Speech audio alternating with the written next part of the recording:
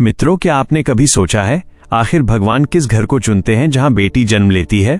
क्या ये सिर्फ संयोग है या इसके पीछे कोई गहरा कर्म और ईश्वरीय चयन छुपा है? क्यों कुछ घरों में बेटी आते ही माहौल बदल जाता है, रुका हुआ भाग्य चल पड़ता है और पिता का कठोर दिल भी पिघल जाता है? क्या सच में बेटी लक्ष्मी स्वरूपा होती है या वो परिवार की परीक्षा बनकर आती है? आज हम गरुड़ पुराण के कर्म सिद्धांत के आधार पर जानेंगे बेटियां किस घर में जन्म लेती हैं और क्यों लेती हैं। वीडियो अंत तक जरूर देखिए, क्योंकि हो सकता है ये सत्य आपके अपने घर से जुड़ा हो। क्या आपने कभी सोचा है क्यों कुछ घरों में बेटियां जन्म लेती हैं और कुछ घरों में नहीं? क्या ये सिर्फ संयोग है या इसके पीछे कोई दिव्य रहस्य छुपा है? गरुड़ पुराण में कई स्थानों पर बताया गया है कि जन्म केवल शरीर का नहीं होता, जन्म आत्मा का होता है और आत्मा वहां जाती है जहां उसका कर्म, उसका उद्देश्य और उसका आध्यात्मिक संबंध जुड़ा होता है। कहा जाता है बेटी केवल जन्म नहीं लेती, वो चुनी जाती है। लेकिन सवाल है, भगवान किस घर को चुनते हैं? कैसे तय होता है कि किस आंगन में लक्ष्मी आएगी? गरुड़ पुराण के अनुसार हर आत्मा अपने पिछले जन्मों के कर्मों के आधार पर अगला जन्म प्राप्त करती है। कोई भी जन्म संयोग नहीं होता। बेटी का जन्म विशेष पुण्य का फल माना गया है। अब ध्यान से सुनिए। जब किसी घर में करुणा होती है, जब उस घर में स्त्रियों का सम्मान होता है, जब वहां माता पिता के हृदय में पवित्रता और स्नेह होता है, तब वहां ऐसी आत्माएं आकर्षित होती हैं जो प्रेम, त्याग और संवेदना का संदेश लेकर आती हैं। बेटी को लक्ष्मी स्वरूपा कहा गया है, लेकिन लक्ष्मी वहां नहीं आती जहां अपमान हो, क्रोध हो या केवल स्वार्थ हो। गरुड़ पुराण ये संकेत देता है कि जिन घरों में पूर्वजों के प्रति श्रद्धा होती है, पितरों का सम्मान किया जाता है और दान पुण्य की भावना रहती है, वहां श्रेष्ठ आत्माएं जन्म लेती हैं। अब एक रहस्य की बात, कई बार बेटी उस घर में जन्म लेती है जहां उसे किसी अधूरे कर्म को पूरा करना होता है।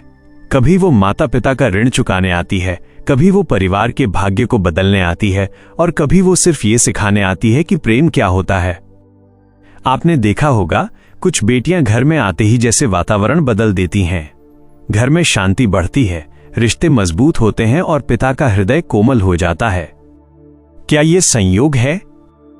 गरुड़ पुराण कहता है आत्माएं केवल रक्त संबंध से नहीं जुड़ती, वे संस्कार और ऊर्जा से जुड़ती हैं। भगवान उस घर को चुनते हैं जहां बेटी को बोझ नहीं, वरदान समझा जाए, जहां उसकी हंसी को सम्मान मिले, जहां उसे शिक्षा, सुरक्षा और स्नेह दिया जाए। लेकिन हर बार ऐसा क्यों नहीं होता? क्यों कुछ घरों में बेटियों का जन्म होते ही कठिनाइयां शुरू हो जाती हैं? क्या यह भी किसी कर्म का परिणाम है? और सबसे बड़ा प्रश्न, क्या बेटी का जन्म माता पिता के भाग्य को बदल सकता है? इन रहस्यों को समझने के लिए हमें और गहराई में जाना होगा। गरुड़ पुराण के कर्म सिद्धांत और आत्मा के चयन के नियमों को समझना होगा। अगर आप जानना चाहते हैं कि भगवान किन 5 विशेष गुणों वाले घरों में बेटियों को भेजते हैं, तो आगे की कथा में ये रहस्य और स्पष्ट होगा। अब प्रश्न यह है कि वे कौन से गुण हैं जिन्हें देखकर भगवान किसी घर को बेटी के जन्म के योग्य मानते हैं। गरुड़ पुराण के कर्म सिद्धांत के अनुसार आत्मा वही जन्म ग्रहण करती है जहां उसकी ऊर्जा का सामंजस्य बैठता है। बेटी का जन्म केवल जैविक प्रक्रिया नहीं, वो आध्यात्मिक चयन भी है। पहला गुण, जिस घर में स्त्री का सम्मान होता है, जहां मां को केवल जिम्मेदारी नहीं सम्मान दिया जाता है, जहां बहन की आवाज दबाई नहीं जाती, जहां पत्नी को साथी समझा जाता है, सेविका नहीं। ऐसे घर की ऊर्जा कोमल और संतुलित होती है और कोमल आत्माएं वहीं आकर्षित होती हैं। गरुड़ पुराण ये संकेत देता है कि जहां स्त्रियों का अपमान होता है, वहां पुण्य क्षीण होने लगता है, लेकिन जहां स्त्री का आदर होता है, वहां देवत्व का वास होता है। इसलिए बेटी का आगमन उस सम्मान की पुष्टि भी होता है। दूसरा गुण, जिस घर में दया और करुणा हो। आपने देखा होगा कुछ परिवार दूसरों की मदद करते हैं, भूखे को भोजन देते हैं, पशु पक्षियों तक का ध्यान रखते हैं। ऐसे घरों में केवल मनुष्य नहीं, संस्कार बसते हैं। बेटी संवेदनशीलता की प्रतीक मानी जाती है। वो उस आंगन में आती है जहां संवेदना पहले से मौजूद हो, ताकि वो और बढ़ सके।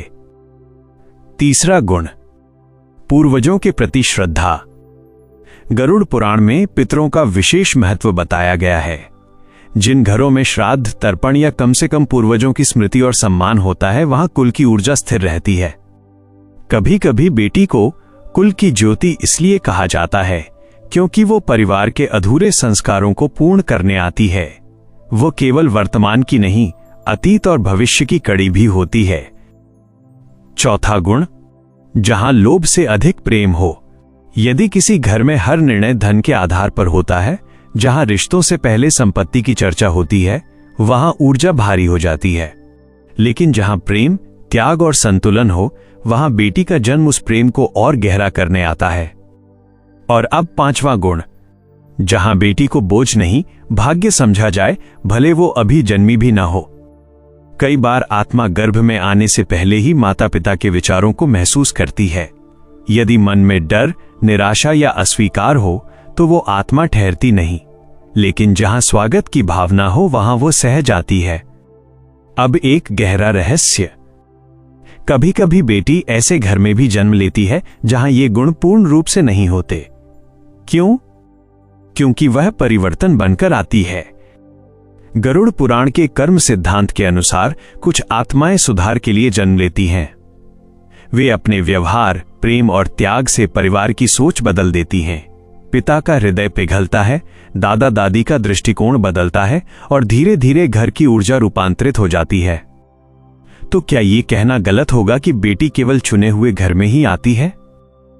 नहीं, कभी वो पुरस्कार होती है, कभी वह परीक्षा होती है और कभी वो ईश्वर का संदेश होती है। अब सोचिए, यदि बेटी भगवान का चयन है तो क्या हमारा व्यवहार भी उस चयन के योग्य है? और क्या सच में बेटी माता पिता का भाग्य बदल सकती है? क्या उसके आने से घर की दिशा बदल जाती है? इन प्रश्नों का उत्तर और भी गहरा है और वो हमें आत्मा और कर्म के उस रहस्य तक ले जाएगा जिसे बहुत कम लोग समझ पाते हैं। अब हम उस रहस्य के और करीब पहुंच रहे हैं। क्या सच में बेटी माता पिता का भाग्य बदल सकती है? गरुड़ पुराण के कर्म सिद्धांत के अनुसार कोई भी आत्मा बिना कारण किसी परिवार में जन्म नहीं लेती। हर जन्म एक ऋण, एक संबंध और एक अधूरी यात्रा का परिणाम होता है। बेटी का जन्म कई बार उस ऋण को चुकाने का माध्यम बनता है जिसे हम समझ भी नहीं पाते। कभी वो पिता के किसी अधूरे पुण्य का फल होती है, कभी वो मां की किसी पूर्व जन्म की तपस्या का उत्तर होती है और कभी वो स्वयं उस परिवार की परीक्षा बनकर आती है। आपने देखा होगा, कई घरों में बेटी के जन्म के बाद परिस्थितियां बदलने लगती हैं। रुका हुआ काम चल पड़ता है, आर्थिक स्थिति सुधरने लगती है, घर में पहले से अधिक शांति महसूस होती है। इसे लोग संयोग कहते हैं, लेकिन शास्त्र इसे ऊर्जा का परिवर्तन मानते हैं। गरुड़ पुराण संकेत देता है कि जब कोई शुभ आत्मा जन्म लेती है तो वो अपने साथ अपने संचित पुण्यों की तरंग भी लाती है। वो तरंग केवल उसके जीवन को नहीं, पूरे परिवार की दिशा को प्रभावित कर सकती है। लेकिन एक और सत्य है, हर परिवर्तन तुरंत दिखाई नहीं देता। कभी कभी बेटी का जन्म परिवार के भीतर छिपी कठोरता को उजागर कर देता है। जो सोच वर्षों से भीतर दबाई गई थी वो सामने आ जाती है। ये नकारात्मक नहीं होता, ये शुद्धिकरण होता है। बेटी का स्वभाव अक्सर कोमल होता है, पर उसका प्रभाव गहरा होता है। वो पिता को धैर्य सिखाती है, मां को आत्मबल देती है और घर के बुजुर्गों को अपनापन याद दिलाती है। कई बार पिता जो पहले कठोर स्वभाव के होते हैं, बेटी के सामने पिघल जाते हैं। क्यों? क्योंकि बेटी केवल संबंध नहीं, संवेदना का दर्पण होती है। वह दिखाती है कि भीतर कितना प्रेम छिपा है। अब एक और गहरा रहस्य, कुछ आत्माएं इसलिए बेटी बनकर जन्म लेती हैं क्योंकि उन्हें उस परिवार को एक विशेष सीख देनी होती है। वो सीख कभी समानता की होती है, कभी त्याग की और कभी ये समझाने की कि सच्ची शक्ति कोमलता में होती है। गरुड़ पुराण में यह भी बताया गया है कि जन्म केवल वर्तमान जीवन की घटना नहीं है, यह कई जन्मों की श्रृंखला का एक पड़ाव है। संभव है कि वही आत्मा जिसने किसी जन्म में पिता का रूप लिया था, अगले जन्म में बेटी बनकर लौटे ताकि संबंध का संतुलन स्थापित हो सके। इसलिए कहा जाता है, बेटी केवल वर्तमान की संतान नहीं, वो आत्मा की यात्रा का विस्तार है। अब सोचिए, यदि बेटी का जन्म कर्मों से जुड़ा है, यदि वो अपने साथ पुण्य और उद्देश्य लेकर आती है, तो क्या उसे कमतर समझना स्वयं अपने भाग्य को कमतर समझना नहीं है? और क्या ये संभव है कि जिस घर में बेटी का सम्मान होता है वहां आने वाली पीढ़ियां भी संतुलित और समृद्ध बनती हैं? ये रहस्य अभी पूरा नहीं हुआ, क्योंकि अगला सत्य इससे भी गहरा है। क्या बेटी का जन्म ईश्वर की कृपा का संकेत है या परिवार के लिए एक आध्यात्मिक जिम्मेदारी? अब उस अंतिम और गहरे प्रश्न पर आते हैं। क्या बेटी का जन्म केवल कृपा है या वो एक आध्यात्मिक जिम्मेदारी भी है? गरुड़ पुराण के कर्म सिद्धांत में स्पष्ट संकेत मिलता है कि हर आशीर्वाद के साथ एक कर्तव्य भी जुड़ा होता है। जब कोई शुभ आत्मा किसी घर में जन्म लेती है तो वो केवल सुख देने नहीं आती, वो उस घर की चेतना को ऊंचा उठाने आती है।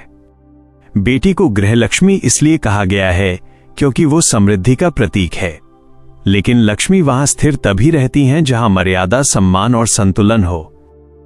यदि किसी घर में बेटी का स्वागत तो हो पर उसे समान अवसर न मिले, यदि उसके सपनों को छोटा कर दिया जाए, यदि उसकी आवाज को अनसुना किया जाए, तो वो घर उस अवसर को खो देता है जो उसे आध्यात्मिक उन्नति के लिए मिला था।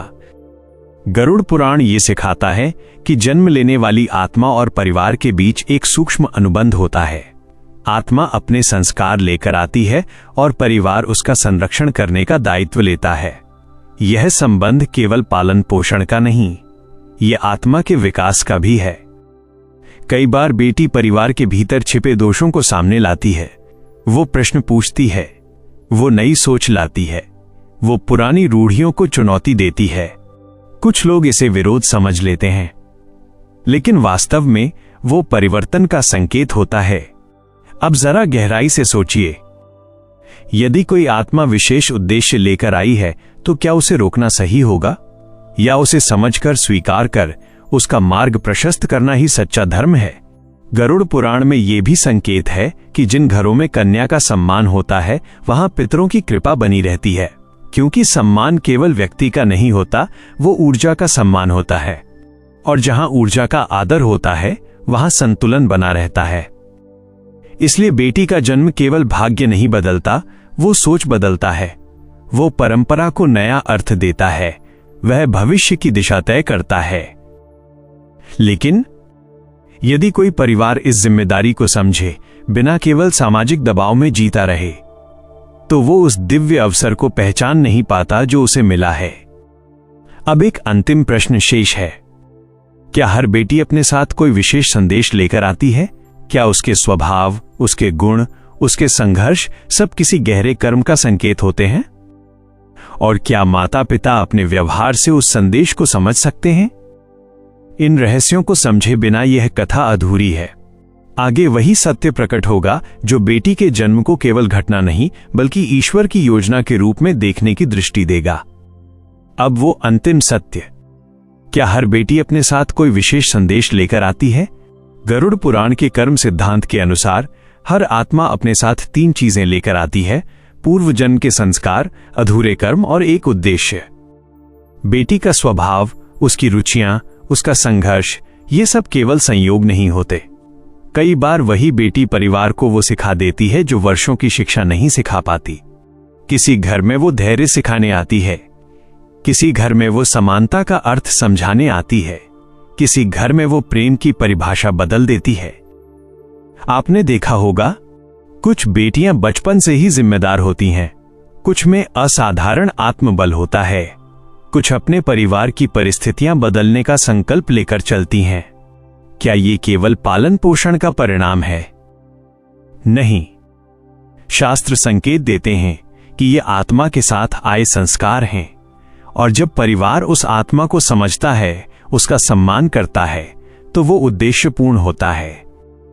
अब एक अत्यंत गहरा रहस्य, कभी कभी बेटी का जन्म उस घर के लिए परीक्षा भी होता है, ये देखने के लिए कि परिवार अपने विचारों से ऊपर उठ सकता है या नहीं। यदि वे उसे स्वीकारते हैं, आगे बढ़ाते हैं, तो उनका स्वयं का कर्म सुधरता है। यदि वे भेदभाव करते हैं, तो वही कर्म भविष्य में उनके सामने लौट आता है। इसलिए कहा गया है, बेटी को सम्मान देना केवल सामाजिक कर्तव्य नहीं, ये आध्यात्मिक निवेश है। गरुड़ पुराण की शिक्षा यही है कि हर जन्म आत्मा की यात्रा का एक चरण है। बेटी उस यात्रा की कोमल लेकिन शक्तिशाली कड़ी है। वो अपने साथ ईश्वर का अवसर लेकर आती है, अवसर प्रेम का, संतुलन का और चेतना के उत्थान का। अब अंत में एक प्रश्न आपसे, यदि सच में भगवान उसी घर को चुनते हैं जहां परिवर्तन की संभावना हो, तो क्या हम अपने घर को उस चयन के योग्य बना रहे हैं? क्या हम अपने विचारों को इतना पवित्र रख पा रहे हैं कि कोई शुभ आत्मा हमारे आंगन को चुने? क्योंकि अंततः बेटी केवल घर में जन्म नहीं लेती, वो हृदय में जन्म लेती है। और जहां हृदय पवित्र हो, वहीं ईश्वर अपना सबसे सुंदर उपहार भेजते हैं। आज हमने जाना कि बेटी का जन्म केवल एक पारिवारिक घटना नहीं, वो आत्मा की यात्रा का एक अध्याय है। वह केवल संतान नहीं, वो संस्कार है। वो केवल रिश्ता नहीं, वो ऊर्जा है। गरुड़ पुराण के कर्म सिद्धांत हमें यही समझाते हैं कि कोई भी जन्म संयोग नहीं होता। हर आत्मा अपने पूर्व कर्मों और उद्देश्य के अनुसार घर चुनती है। और जब बेटी जन्म लेती है तो वो अपने साथ एक अवसर लेकर आती है, प्रेम बढ़ाने का, सोच बदलने का और परिवार को भीतर से मजबूत करने का। लेकिन याद रखिए, यदि बेटी को केवल परंपरा के नाम पर सीमित कर दिया जाए, यदि उसके सपनों को समझे बिना रोक दिया जाए, तो हम उस दिव्य अवसर को खो देते हैं जो हमें मिला था। बेटी का सम्मान करना केवल शब्दों से नहीं होता, उसे शिक्षा देना, उसे निर्णय लेने का साहस देना, उसे समान अधिकार देना, यही सच्चा आदर है।